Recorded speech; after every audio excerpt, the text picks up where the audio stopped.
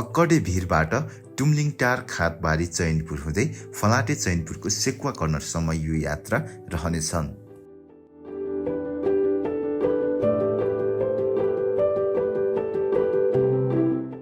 अक्कडे भिर सङ्खसभा जिल्लाको लेगुवाबाट खातबारी जाने बाटोमा पर्दछ।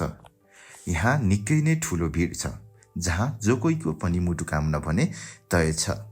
तर जति नै डरलाग्दो भिड छ, उत्तिकै धेरै सुन्दर अक्कडे भिड छ।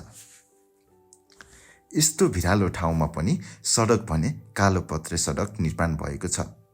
तर सडक अप्ठ्यारो ठाउँमा भएकोले कालोपत्रे सडक भए पनि यात्रीहरूले बाटोमा ध्यान दिन भने आग्रह गर्छु।